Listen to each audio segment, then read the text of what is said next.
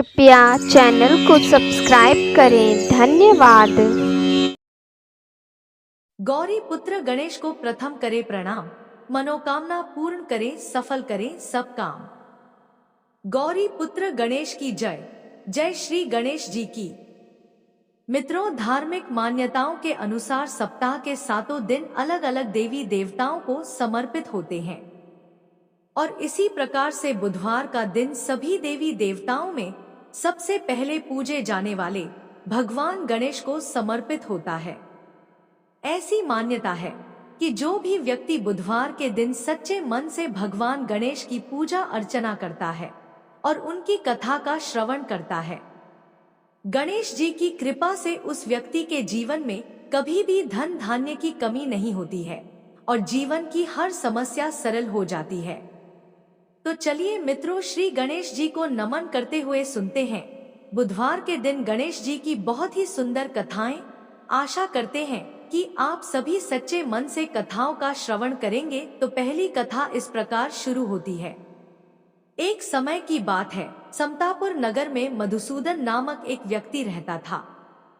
वह बहुत ही धनवान था और उसके घर परिवार में किसी भी प्रकार की सुख सुविधाओं की कोई कमी नहीं थी।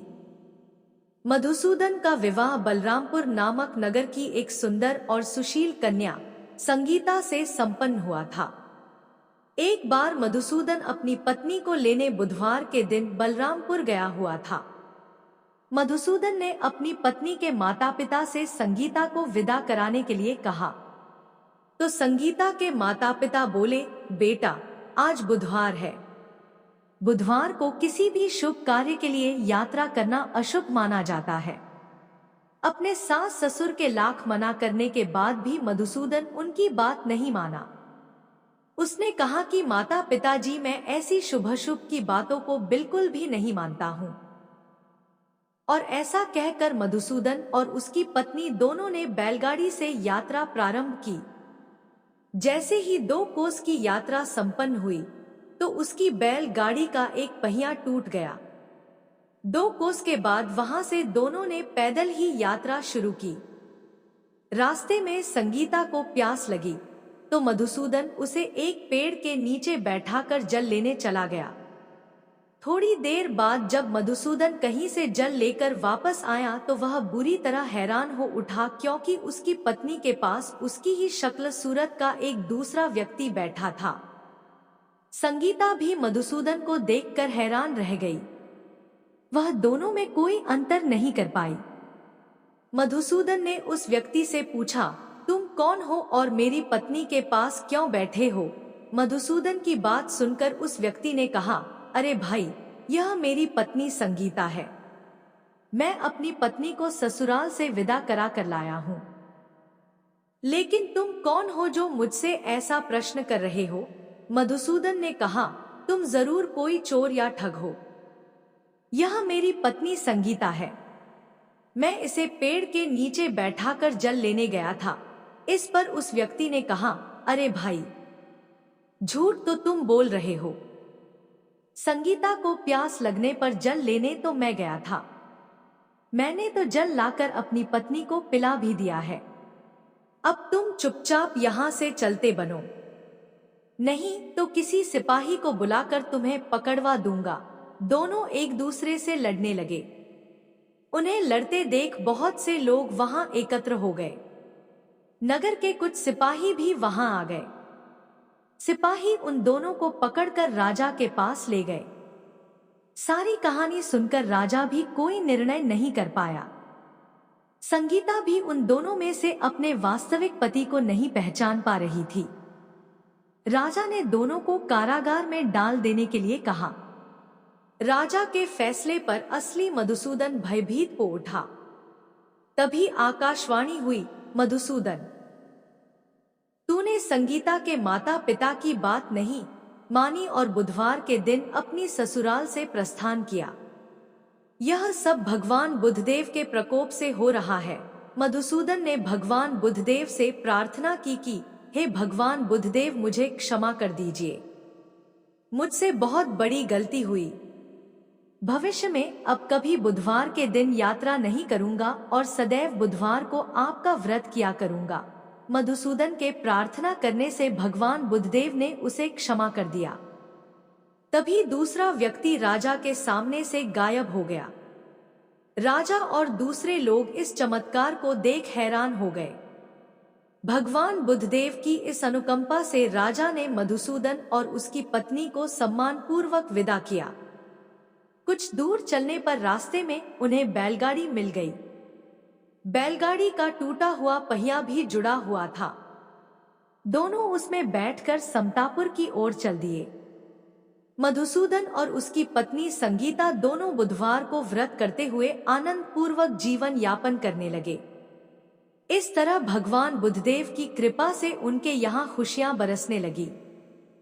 इस तरह जो कोई भी स्त्री पुरुष विधिवत बुधवार का व्रत करके यह व्रत कथा सुनते हैं, भगवान बुद्धदेव और भगवान श्री गणेश जी उनके सभी कष्ट दूर करते हैं। यह थी बुधवार की पहली व्रत कथा। तो बोलिए मित्रों, जय श्री गणेशाय नमः। अब चलिए सुनते हैं दूसरी कथा। प्राचीन समय की बात है।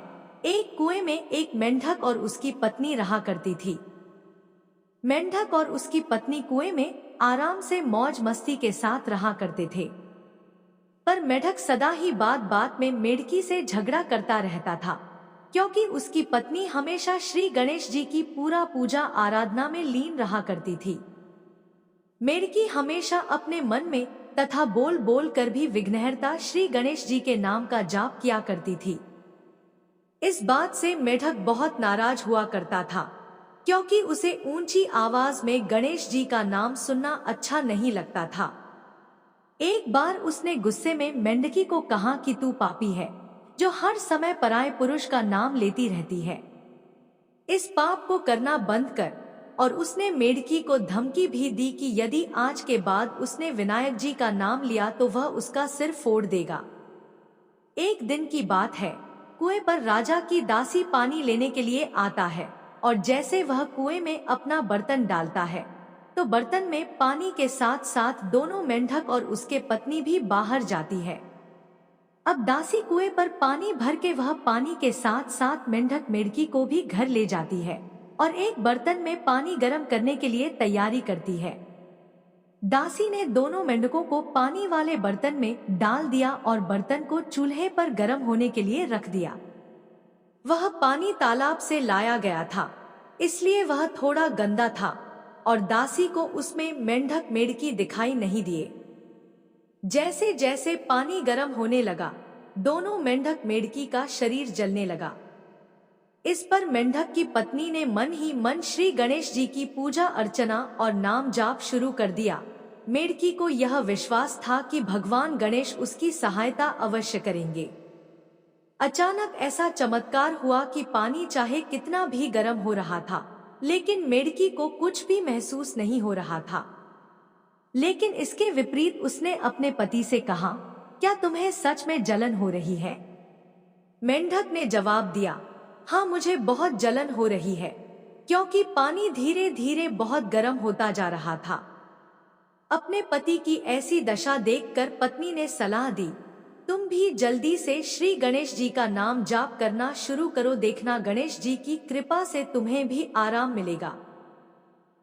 जान बचाने के लिए मेंढक ने भी श्री गणेश जी की पूजा शुरू कर दी और दोनों पानी में रहकर श्री गणेश जी की भक्ति में लीन हो गए।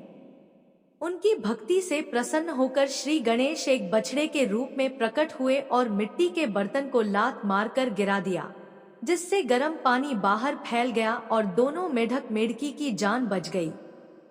अब तो दोनों मेंढक खुशी खुशी तालाब में लौट गए और उस दिन से अब वे अपना हर दिन भगवान गणेश की पूजा अर्चना में बिताने लगे और वे दोनों श्री गणेश जी के बड़े भक्त बन गए। कथा समाप्त हुई तो बोलिए गजानन महाराज की जय हो। हे गणेश जी महाराज, जैसा सुख आपने मेढक और मेढकी को दिया वैसा ही सुख सबको देना। कथा समाप्त हुई। बोलिए मित्रों, विघ्नहर्ता श्री गणेश की जय हो। जय हो गजानन महाराज की।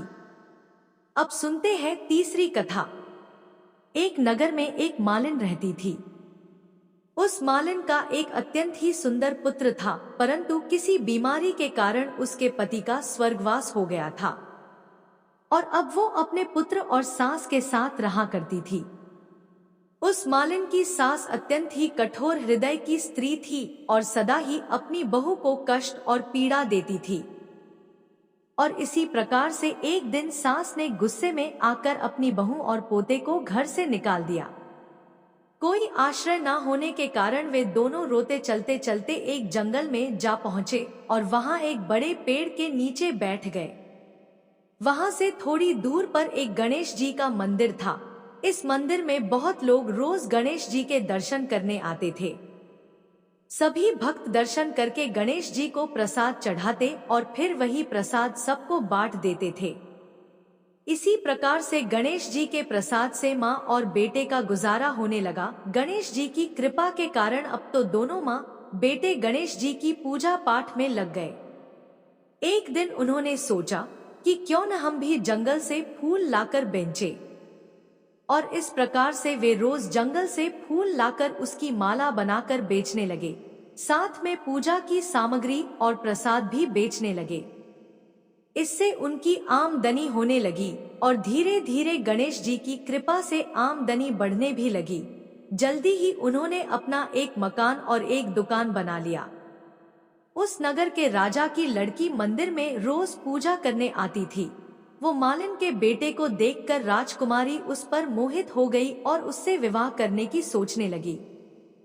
जब राजा की बेटी ने अपनी भाभी से मन की बात कही तो उसकी भाभी ने कहा, यह तो मामूली मालिन का बेटा है और तुम एक राजा की बेटी हो। यदि तुमने उससे विवाह किया तो हमारी बहुत बेइज्जती होगी। पर राजकुमारी अपनी बात पर अड़ी रही। उसने कहा, मैंने तो प्रतिज्ञा कर ली है कि विवाह उसी से ही करूंगी। और इस प्रकार भाभी ने घर जाकर सारी बात राजा को बता दी। राजा ने पुत्री की खुशी के लिए मना नहीं किया और विवाह के लिए तैयार हो गए। उन्होंने बड़े धूमधाम से बेटी का विवाह मालिन के बेटे के साथ कर दिया। मालिन ने सबसे पहले बेटे बहू को गणेश जी के मंदिर में ले जाकर पूजा पाठ करवाया और गणेश जी का आशीर्वाद दिलवाया। इसके बाद पूरे नगर में यह बात फैल गई कि गणेश जी की पूजा करने से सब दुख कष्ट दूर हो जाते हैं। यह बात सुनते ही नगर के सभी लोग मंदिर आने लगे। मालिन और उसके बेटे की बिक्री और बढ़ गई। उधर उसकी सास के बुरे दिन आ गए। अन्नदाता उससे रूठ गए और वह भूखों मरने लगी। एक दिन वह रोती धोती उसी गणेश जी के मंदिर में आ पहुंची। वहां वह मालिन के बेटे से बोली, मैं भूखी हूँ, मुझे रोटी कपड़ा दे दो बेटा, इसके बदले मैं तुम्हारा सारा काम कर दूंगी। लड़के को दया आ गई और उसे काम पर रख लिया, पर उसने अपनी दादी को नहीं पहचाना। जब मालिन घर आई तो उसने सास को पहचान लिया। वह सास से बोली, सासू जी आप यहाँ कैसे? सास ने पोते की तरफ इशारा करके कहा, मेरी इस सेठ के यहाँ नौकरी लग गई है। बहू बोली, यह आपका पोता है और यह घर भी आपका ही है, यह दुकान भी आपकी ही है। जब आपने हमें घर से निकाला तब गणेश जी ने हमारी रक्षा की। बहू की बात सुनकर सास बोली, मेरी करनी मैंने भोग ली। बहू बोली, सासू जी अब आप हमारे यहाँ रहो और पोते का सुख देखो। हे गणेश जी महाराज, जैसा सुख आपने मालिन को दिया वैसा ही सुख सबको देना। अब सुनते हैं गणेश जी की अंतिम कथा। एक नगर में एक बुढ़िया रहा करती थी। वह गणेश जी की परम भक्त थी। बुढ़िया हमेशा गणेश जी का व्रत रखती और गणेश जी की भक्ति में लीन रहा करती थी। एक दिन गणेश जी प्रकट हुए और उससे बोले कि मैं तुम्हारी सच्ची भक्ति और निष्ठा भाव से अत्यंत ही प्रसन्न हूँ। तुम जो चाहो मांग लो, आज तुम्हारी हर मन की मुराद पूरी होगी। इस पर बुढ़िया ने गणेश जी से कहा कि मुझे तो मांगना नहीं आता, मैं आपसे कैसे कुछ मांगू? आपने तो बिना कुछ मांगे ही मुझे सब कुछ दिया हुआ है। अब मेरी मांगने की आपसे कोई इच्छा नहीं। तब गणेश जी ने कहा कि तुम अपने बेटे और बहू से सलाह लेना और फिर कुछ मांग लेना। इस पर बुढ़िया ने अपने बेटे से कहा, कि गणेश जी मेरी सच्ची भक्ति से प्रसन्न हुए हैं और उन्होंने ने मुझे कुछ मांगने को कहा है। मैं गणेश जी से क्या मांगू? बुढ़िया के बेटे ने यह सुनकर कहा कि माँ धन मांग ले। जब बुढ़िया ने अपनी बहू से पूछा कि पुत्री गणेश जी ने मुझे कुछ मांगने को कहा है, मैं उनसे क्या मांगू? उसकी बहू ने कहा कि माँ नाती मांग ले। बुढ़िया ने पड़ोस के लोगों से भी इस बारे में पूछा तो उन्होंने कहा कि धन और नाती का तुम्हें क्या लाभ है? तुम अंधी हो, अपने लिए गणेश जी से आंखों की रोशनी मांग लो। इसी प्रकार से बुढ़िया सबकी सलाह लेकर रात में सो गई। बुढ़िया जब अगले दिन उठी और गणेश जी की पूजा की तो इस समय गणेश जी फिर से प्रकट हुए। बुढ़िया ने गणेश जी से कहा कि आप अगर मुझसे प्रसन्न हैं तो 9 करोड़ की माया दो, निरोगी काया दो, अखंड सुहाग दो, आंखों की रोशनी दो, नाती और पोता दो, सुख और समृद्धि दो और जीवन के अंत में मोक्ष दो। इस पर गणेश जी ने कहा कि बुढ़िया माँ, तुमने तो मुझे ठग लिया, लेकिन जाओ तुम्हारी सब मनोकामनाएं पूरी हों। और ऐसा कहकर गणेश जी वहां से चले गए। इस तरह गणेश जी की कृपा से बुढ़िया को सब कुछ प्राप्त हो गया। मित्रों, यह थी गणेश जी की कथा महिमा। बोलिए जय श्री गणेश जी की।